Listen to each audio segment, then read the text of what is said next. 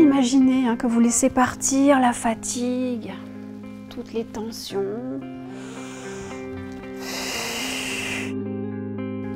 À votre rythme, sans forcer. Et en relâchant. Ce qui est innovant ici sur l'INRENO, c'est qu'on a un parcours qui est médicalisé pour se mettre en complémentarité de tous les traitements qui ont pu être mis en place par les cancérologues. Et donc on intègre ces patients dans un parcours de soins global. On va vraiment aller analyser quel est leur statut nutritionnel, leur capacité fonctionnelle, leur état psycho-émotionnel.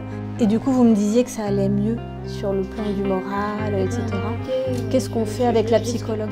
Et si on détecte justement des fragilités, aller mettre en place tout de suite des mesures finalement correctives, qu'elles soient médicamenteuses ou non médicamenteuses, pour venir finalement les mettre dans le meilleur état de santé possible et pour qu'ils ne développent pas ou qu'ils développent le moins possible d'effets secondaires. On a une richesse assez incroyable, c'est qu'on est pratiquement une trentaine de professionnels et ça nous crée finalement un panier de soins qui peut être complètement personnalisable et complètement adaptable pour le patient. J'ai mon IRM cérébral demain, scanner 3 abdominopelvien vendredi. Ah, t'as du contrôle là. Donc ça rajoute. Ouais, c'est stressant. Ouais, on sent là, tu vois ici.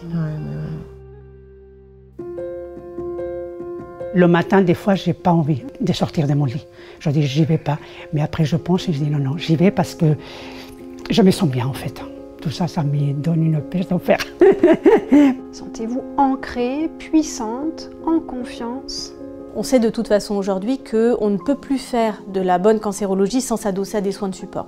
Par exemple, des patients qui ont un cancer du sein ou un cancer digestif, on sait que leur faire de l'activité physique adaptée de manière régulière, ça permet de limiter de 20% les récidives et de 15 à 20% d'augmentation de la durée de vie.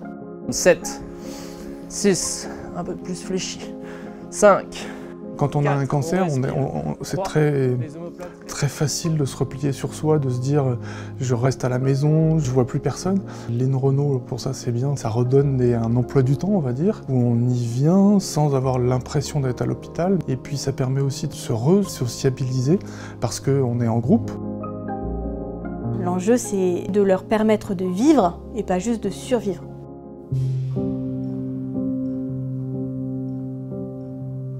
MyCare à Gustave-Roussy a été développé pour avoir cette même approche autour de la proposition de soins de support conventionnels et complémentaires aux patients avec un objectif de recherche et notamment d'évaluation des besoins au début de la maladie, mais également en phase post-thérapeutique pour les accompagner dans cette phase après-cancer.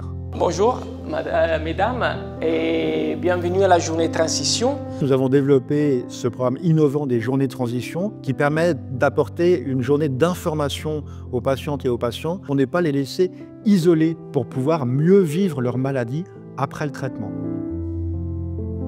On va simplement porter l'attention quelques instants sur la respiration. À la fin de mes traitements, je me suis retrouvée très abîmée.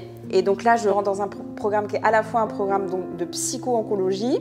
Je rentre aussi dans le programme de méditation pleine conscience pour apprendre à accueillir cette douleur, à accueillir les peurs, et puis du coup, apprendre à vivre avec.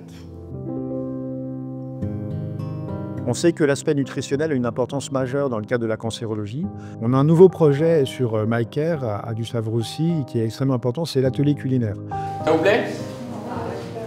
C'est important pour retrouver le goût, pour retrouver le jeu, pour retrouver l'envie de manger et pour avoir dans l'idée que la nutrition fait partie intégrante du traitement. C'est moi qui l'ai fait.